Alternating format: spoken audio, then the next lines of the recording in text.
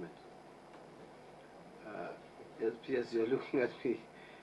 You will be here for a number of others more days, but let's see if in the afternoon, I don't know what we'll do, but it will depend on how you answer the queries.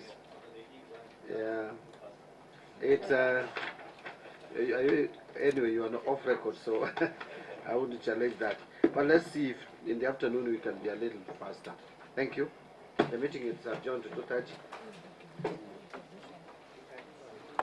We will wait to get it, but are you able to tell us when? It was found that if we went ahead and terminated as you had advised, we were also culpable because the contractor had not been paid for many months due to the issues that I've mentioned. So it was, if we had gone that way, we would have incurred legal fees, would have incurred perhaps penalties and all those things because we had not paid them. So that is, but I can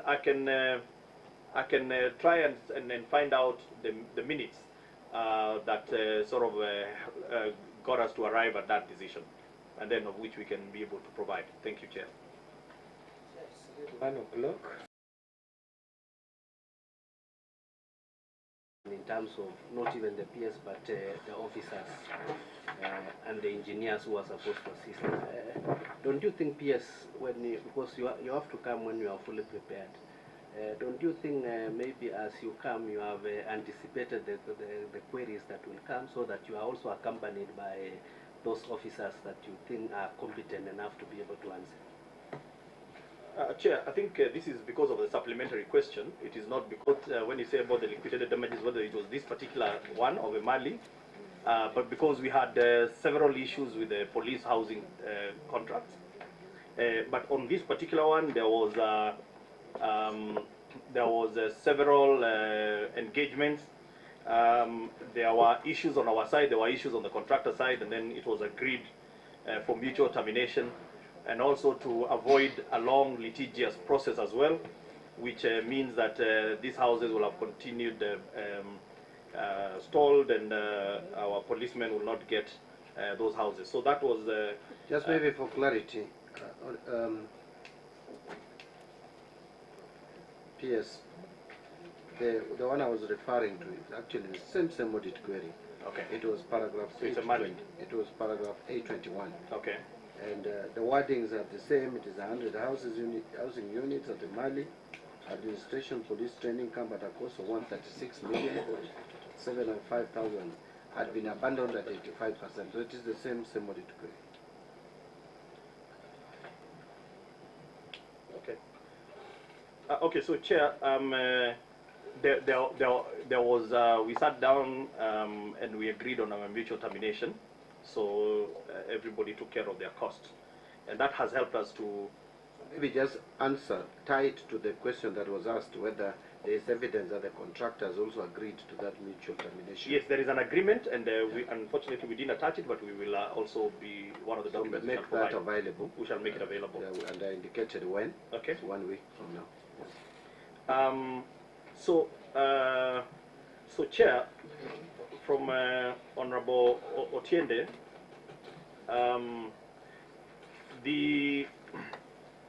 the question that he's asking is whether there is enough to complete the project. The first thing that I want to put on record is that these projects were tendered, I think, in 2016. So it is not possible to have the same rates.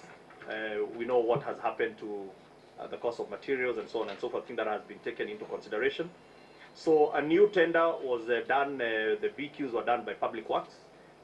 Remember, this question is double-edged. On one hand, the person actually who should be answering the questions on the project is Public Works, because they are the government consultants. So they are the ones who can be able to competently answer on the nitty-gritty details of the contract and the costs.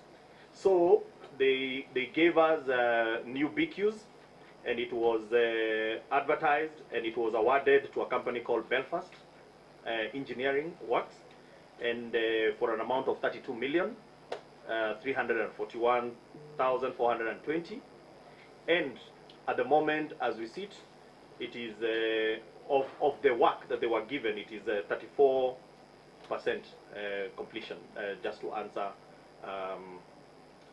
the question on whether how much time has gone. Thank you, Chair. And then I come to okay. So Honorable Undo, the letter we shall attach on the mutual termination. Now, the issue, as I said, the competent group should be answering this question is Public Works, but I can attempt to answer because cost variation is it will not appear. There is no cost variation. Yeah. If the account officer has no competence to answer, should not attempt to answer. You either answer or you pass over the ball to whoever is competent enough to answer. Don't attempt, because whatever you say will hold up against you. Okay. There is no issue of variation here, Chair. Just go ahead. There is no issue of variation. Variation only happens within the contract. This is terminated. It's a new contract. It has been put out there. It has been competitively awarded. So it is not a variation, but a new contract. Thank you, Chair. Honorable Kiplagat, you had something to say? Maybe what I just... Winding up of the contract, we do not have. So we need that to put the matter to rest, that indeed there was a mutual winding up, and all the contractual issues were thrashed out. There will be no further claims. There will be no further claims on either party for whatever reason they might be. So that there will be no further claims on either party. Secondly, now that you have retendered, and I do believe the new contract is on site, has there been a project evaluation undertaken to ascertain what is the cost escalation, considering the cost was 136, or 85% has been done?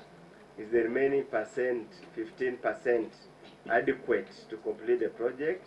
Or there has been cost changes, cost variations, and how has it been treated in terms of procurement, considering that there is a limit to how much you can change, you vary the project? Thank you. Let's say Honorable Mugo. Chair, maybe just my question was partly asked by Professor Undo, but PS, I see the tender was issued on 18th May 2023. That is almost 1 year down the line. That probably, this means the project has started. And my question would be, since it is only 15% that was remaining, what is the anticipated completion date for this project? All right. Thank you very much. Yes. Thank you very much, Chair.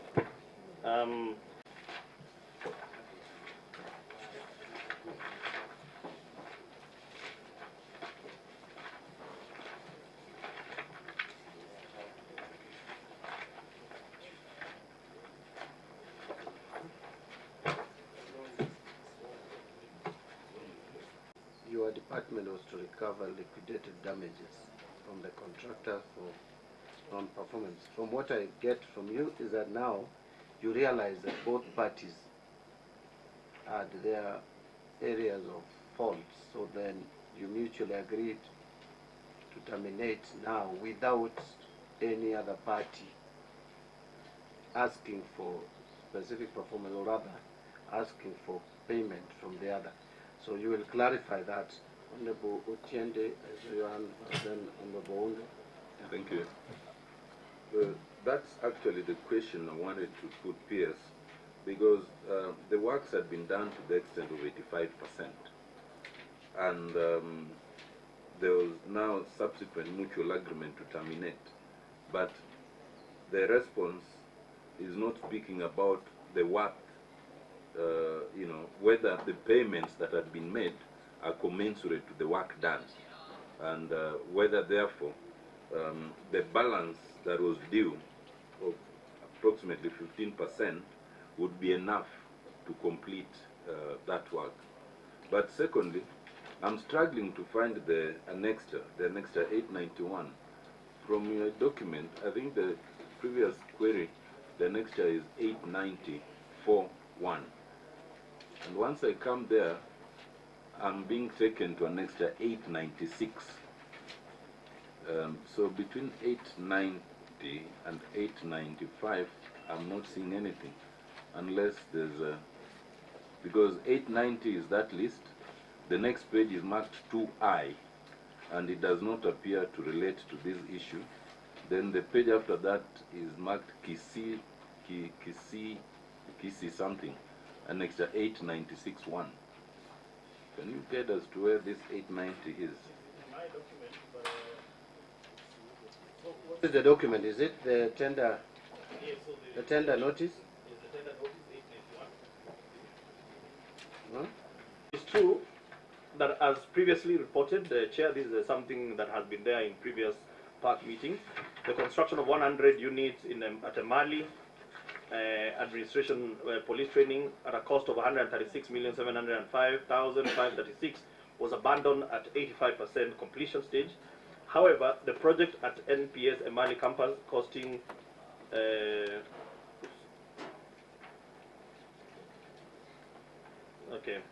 However, the project at NPS Emali campus consisting of 100 units stalled. A consultative meeting was called by then Ministry of Interior and National Government, who is the user for the police, on the 9th of December 2021 to discuss how the project will be completed. The meeting was attended by representatives of the State Department for Housing and the State Department for Public Works and the contractor. The meeting agreed to mutually wind up the contract and the contractor to hand over the site to the user client. The project manager organized remeasurement, stock taking, and preparation of tender documents for completion of the project. Subsequently, the project was retendered on the 18th of May 2023. The project construction is now underway following the identification of a contractor. Please see Appendix 891 for supporting documentation. So, Chair, this is what I had mentioned to you about earlier on about police housing. Police housing was greatly affected by budget cuts. Then we had two issues. One, we had a contractor that now was showing signs of, they're unable to complete the works. But on the other hand, we as government stood accused because we were not able to honor their certificate. So then there was an agreement that let's mutually terminate, because the contractor was not willing to go back to site, and then there was fault on his side and our side. So, Chair, I want to confirm that this is now started, and plus all the other housing that had stalled, which were quite a number during that particular phase. All of them have started. Thank you. Something's out. Towards resumption of the works. Thank you, Chair. So you've actually not seen any angst and noise around the estates that the national government is undertaking, because it is a very consultative process. We give them notice, and we treat them with a lot of humane. There's a lot of humanity. We understand their circumstances. So, for instance, in some areas they'll tell us, you've given us a notice. Like for example, I gave a notice to Jogoo Road, Motela, in that area, that it will be the next one for boarding, and they've written to us to say it is school time, it's still school program. Can you be able to have, we're not refusing to go, but be reasonable as to when we are going to leave. That's number one we do, Chair. Number two, we also facilitate them. They are paying us rent, so we will pay them rent for, we approximate the construction phase is going to be 2 years, so we actually do give them some rental for about 2 years, and also we give them a small facilitation so that they can be able to get a truck to remove their goods and take them. So it has been handled with a lot of care and humanity. So, and even in places like Kibera, for example, where in Kibra, Soweto B, there you have a structure owner and you have a tenant, but this is public land. They are occupying the land that they are sitting on is public land. So you have to engage both the structure owner and you have to engage the tenant, and you facilitate for them. They live, And then they get a letter, Chair, which I write myself. So to all the tenants, they have a letter of undertaking from myself that they will get the first right to occupy those units when they are done. And Chair, to show you that we are not, it's not lip service we are playing, we actually put it in the newspaper. When the time for occupation is ready, we actually put it in the newspaper to say, can all the former residents of Park Road come and be the first people to occupy those houses. So it's a very transparent process. But I think it's this paragraph we dealt. Occupants of those houses. Is there any side they are taken, and what's the commitment you give to them that in the event the new houses are complete, they'll be given first priority? You have removed another 1,700? Yes, and we keep on boarding more because, Chair, if you look at the affordable housing program, majority of our houses that we are constructing are on these old estates. So, Chair, for example, if you look at Park Road had 39 houses, and we boarded the 39 houses, and we got 1,300 units. Starehe had about 360 or 390 units. We have boarded, and we are likely to get about 5,000 units. So, because they are old, they are single dwellings, and they occupy a lot of space. Especially when you look at Eastlands, that's our story there. So we will keep on every year. That figure will continue increasing, Chair, because we are boarding a lot of the old estates and rebuilding under urban renewal. Yeah. Now that you have during the year under review, however, analysis of boarded houses was done, and a total of 1,714 houses were identified and removed from the register, as shown under Appendix 894. An updated inventory of the houses included in the flash disk attached, and I believe this is one area where we have cleared with the auditors.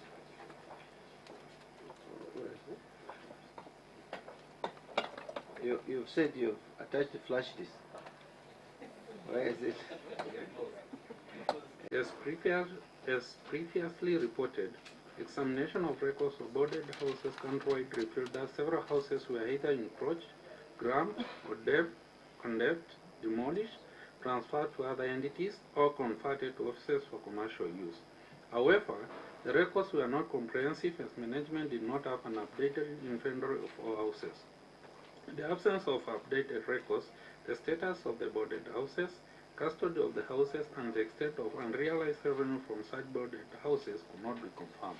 Thank you, Chair. Management response? Chair, it is true that some boarded... What is the agenda? Thank you, Chair. 890 lab. The explanation and the response given by the PS in paragraph 1 giving a tabulation of 16 million, paragraph 2, 104, and 3, 36, and paragraph 4, 42, which actually gives a total of roughly 200 million. Tended to ask is an equivalent of 306 million that you're not giving the response to. I wanted to ask on the houses that were not occupied and the ones that were not occupied because of delayed allocation. The two paragraphs going to give an equivalent of 306 million, the balance that you didn't explain, PS. Chair, I just wanted to remind ourselves, not you specifically, is that this query appeared in our last query with the PS, and we offered to follow up with the culprits as the PS has said. I don't know, it is something we really need to pursue so that we let those who are collecting money and they are not remitting, you know, that's a query in itself. So I think we need to have the list of these sagas that are collecting money for rent and are not remitting so that we can address the issue. Maybe that, Honorable. Just emanating from the answer by the peers, and I agree with you, peers, that when it comes to housing, which is within the context of the counties, it might not be very wise to keep classifying it in expectation of receiving that money. But my question is, have you sought maybe the opinion either of the AG or given that advice so that they can declassify and not burden you with the expectations that you cannot meet? And lastly, and because you've said that you expect the new housing schemes to go from about 3,500 and as it graduates, just help educate me. Is the new scheme about affordable rentals or affordable ownership or both? Actually, I think PS, you need to answer that. This one of the counties, I think PS, you are taking too long to deal with it, because you need to get the opinion of the AG, as Honorable Chende has said, and it's just a question of the government agreeing, the two levels of government agreeing to transfer the assets to the counties or not, so that is clear who is responsible for collection of it or who these assets belong to. That to me is taking unnecessarily too long. So sit. All right, Chair, let me start with yours. It is indeed taking too long. There is, we have had several meetings with the IGRTC because that is the competent body where that is dealing with the unbundling. Okay. I want to promise you, Chair, that in the next audit, this issue will have settled it. And also from just taking that cue from Honorable Tiende with respect to the opinion of the AG, it is very clear that these housing units belong to the county. But as it is right now, because you see, it is still an asset under my register. It has not been sort of disposed or transferred. So that's why the auditors are asking the rightful question, because it is still under my register. So we will look at it administratively to be able to answer that particular question. I think I will ask my Director Estate to answer Honorable Koech with respect to the breakdown. I don't know whether there's something that is omitted or a miscalculation, because I know we used to reconcile back to the amount, and that one we should be able to do. Honorable Oundo on so first of all, these houses, the repairs and maintenance has been we have not been able to keep up with the repairs and maintenance, and partly is because we are collecting very little rent, and that's why we have not followed maybe best practice as you will do in the private sector, where there is a lease, it is escalating. You know, majority of these government pool houses, you find them, they will be with your security, your drivers, your security guards. You know, again, these are very low salaried cadres. So you also need to try and balance how much you can be able to push with respect to, you know, market. That's why, in other words, we call it economic rent. They pay an economic rent, but it's problematic because it's very low. It's not enough for the maintenance. So yes, a huge stock of our housing units is under a state of disrepair, and when we are working on it.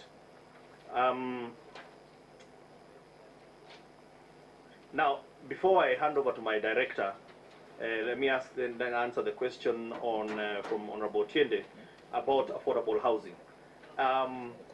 In the just passed act, it has defined it is affordable housing to rent or to own.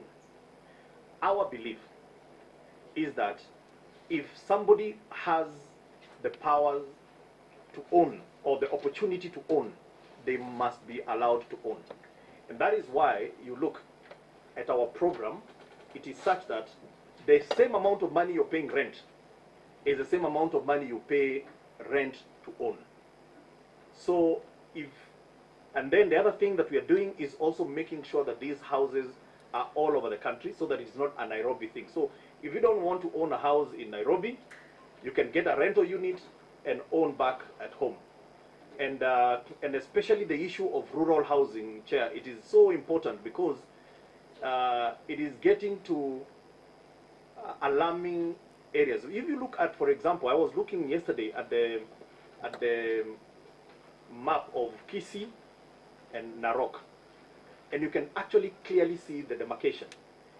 The Kisii area, they have subdivided almost every piece of land, and it is under some construction of some sort. And Kisii is one of the most arable places. So the issue of food security is real. And I think this is a national conversation we need to have about land fragmentation. Land fragmentation is real. It is happening too fast. Murang'a, again, all these breadbasket counties, we need to make sure that we put up settlements that are organized, take the infrastructure, and leave the shamba for production of food. So I know I have added extra information about Tiende, but I hope I have adequately answered you. Okay. Let me to move. Yeah, I want to make a declaration so that it should go on record. My constituency one has been selected for affordable housing, and the number of questions Honorable Mondotende is asking is what I'm asking for. And probably once we are done, I might tag along with you so to give me all the answers, because I'm having a public baraza to answer all those questions. Okay, we'll do that. Director, quickly so that we move to the next. Yeah, thank you, Chairman. With regard to the shortfall, or rather the figures not adding up in terms of the shortfall from the rent expected, you'll notice that under Roman 5 and Roman 6, we not apportion any figures there. Reason being, these are moving target. For example, reasons arising from dilapidation of the houses. It can happen anytime, especially like now when you have these heavy rains. A tree falls over a house, electrical systems fail, plumbing does not work, sewage is blocked. It's not something you can program, and it's difficult to track because it's happening across 56,000 houses across the country. That's one reason. So it's very difficult to apportion a figure because it's a moving target. And then the other one of the houses not being occupied immediately, especially, this happens especially with the discipline services. The police, the prison services, and NYS, you may find that a house has been occupied by 3 different people over a period of 1 year because the turnover in terms of their deployment is quite high. So it's very difficult to track. It takes time. The information gets normally delayed. So it's difficult to apportion a figure there. But with the system that has been put in place now, that should be easy to track because it will be real time, and that problem is solved. The PS has lamented of the issue of low rents.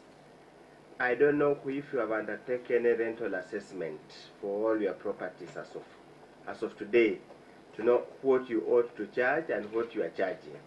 And I want to take you back to PS. When you have a lease or a tenants agreement, when it lapses, you enter into new terms. Do you have that kind of arrangement or not? And thirdly, Chair, sorry, now this is again my area. I don't know how much do you spend on repairs and maintenance to enable you charge current rent?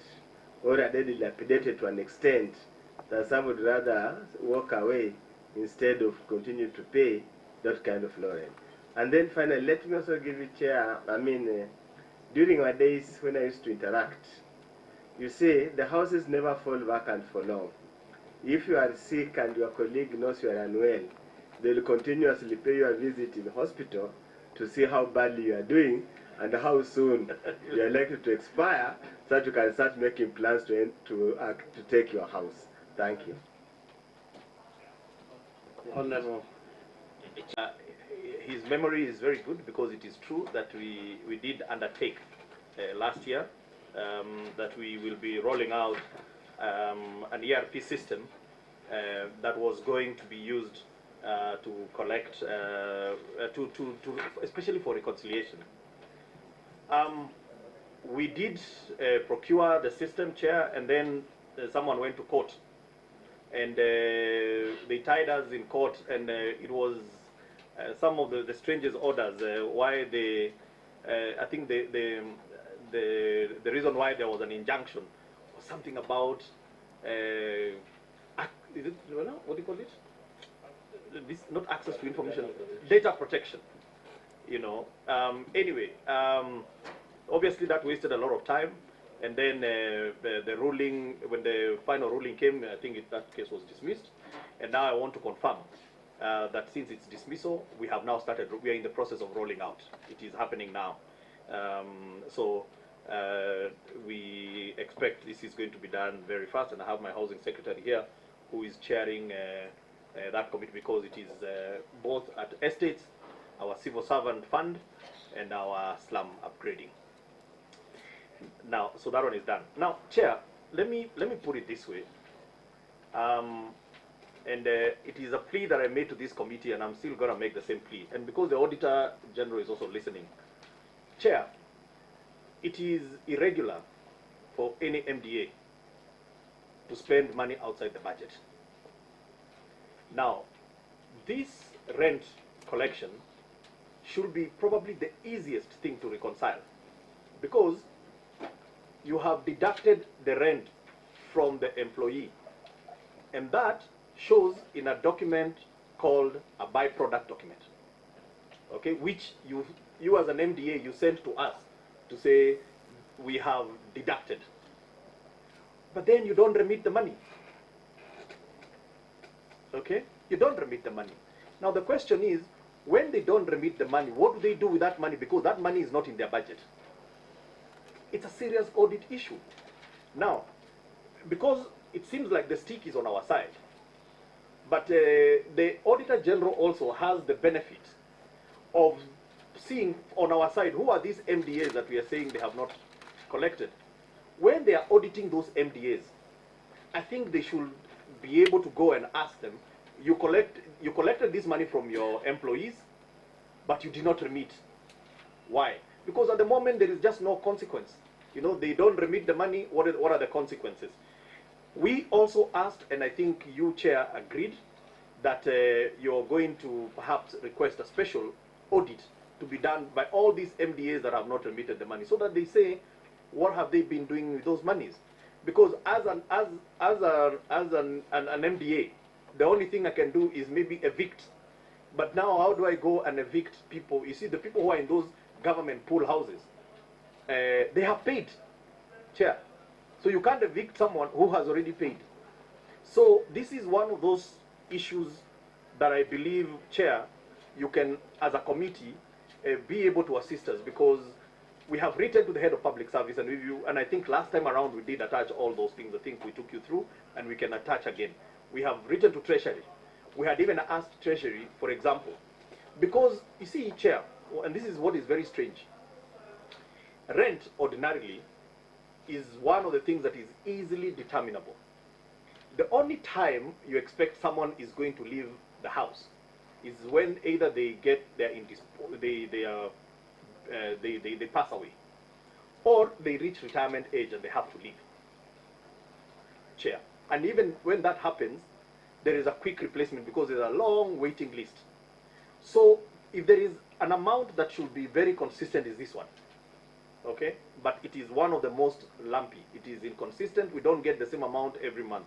So we are requesting that assist us to, you know, maybe work with the Auditor General to go, even if it's a special audit, to go just audit the rent collected by these MDAs. Why are they not remitting, and then how are they spending the money? Because I believe, Chair, it is an irregular way of spending the money. Now, Chair, I didn't know the senior counsel is very good with mathematics, but he's actually right. The rent on average is about, he's saying, is about 2,200. So there are, it ranges, and maybe let me ask my director for estates just to give you a ballpark number of where the rent ranges from to maybe the lowest. But there are some people who pay very low, and there are others who pay about 30,000 and above. But maybe, Director, you have something to add there. Thank you, Chairman. The rents range from a place like Mihuti near State House, where you've got the super scale public servants living, they pay a rent of 30,000, which is way below the market. Actually, if we have to go by the market, it should be about 90,000, 100,000 for a 3-bedroom house plus a DSQ. To as low as 1,000 in Jogo Road, a place like Motela, for one-room house only pay 1,000. I think with regard to increments of rent, let me leave it there. Yeah. With regard to increment of rent, I'm on record. We did write to Treasury that you know it's a high time that we relooked at the rental, and it should be. I mean, they've not increased since when? 2011. Since 2011, they've not increased. 2001, as my director says. So the rent has not been changed from 2001 to 2024. not increased. So Are you on a point of order? can I? You are not done. Yeah, with just answer the rest of the supplementary. So I think I have answered the Honorable Otiende. Now, on I think, and I've also answered, and I think he's left, on the issue of the expected, the Honorable Member from Mathioya, the expected rent, I've already explained, Chair, and even the standard operations procedures, it's a check-off, Chair. It's as simple as that. It is cut at source, it should be remitted at source by the MDA. So now, there is one particular one which is problematic, and it forms the bulk of this amount, and that is the one from the counties. The counties, Chair, are arguing that that rent that they are collecting is theirs. And the reason why they argue it is theirs is because they are saying that the assets follow functions. Okay, and I think that was the trend that was established. But now something has not happened through, it was a transitional authority, and now it is IGRTC, which is, what do you call the unbundling? And the unbundling of assets. The unbundling of the housing assets, and even the assets has not happened. So we do agree to some extent that, for example, if a house is being occupied by a nurse, okay, at the moment it shows as an asset under me because it is still not been separated. But then the county is collecting from the nurses, but they're not remitting it to us. And I honestly believe that we need to stop accounting for that as our money, because it is just a misnomer that those units have not been transferred. So that this figure now, Chair, moves from 69% to a much more respectable figure. Because as you look, out of that 109, the counties are keeping that money, and we don't expect them to ever pay us because they are saying that is their that should be their rent. So then I think Honorable Gashobe, I've tried to answer that the biggest problem is that there is no consequence management for MDAs that are failing to remit. And as I said, the best place is actually to bring them before you, Chair, and they tell you where they are taking the money. Whether it's through a special audit or maybe when they all come here, assist us to ask how much rent have you collected on behalf of the State Department, and how much are you owing? Because on our records, it shows that you have collected X and you only transmitted Y. I don't know. You can be able to guide us on as far as that is concerned. I think, Chair, I have okay. About the Chair, I want to say that on the affordable housing program, we are starting at 3,200 shillings a month for a social housing unit. There is a social housing unit for 4,800, and there's a social housing unit for 6,400. And then there is affordable housing that starts at 5,000, 10,000, and 15,000. So, Chair, I want to confirm to the honourable member that really the affordable housing is really affordable. That's depending on the town where it is. Depending on the town. 3,000 in Nyandiwa and Wasi is a lot of money. But anyway, let's see how from Chair. Under the year under review, there were a total of 56,892 government houses with the expected rental income of 127,048,750. It does appear to me that the average there is 2,200. And so I just want you to confirm that we always had affordable housing. Number 2,200. And I'd like you to confirm, PS, and especially since the Secretary for Affordable Housing is here, that the ones you are now constructing will be costing around that amount. We could be making affordable houses that are affordable. Funyola. Chair, and I must admit, I have trained in this sector, I've practiced in this sector, and I've also trained those who are now practicing this sector. I remember, PS, the last time we were here was a property management software system. And you undertook to make all efforts to put one in place before you reappeared before the committee. Unless I misheard, it's possible I could have misheard or misinterpreted your undertaking. What is the position now? Because the way it was put last time, it was as if it was a manual collection system. There was no proper tracking system.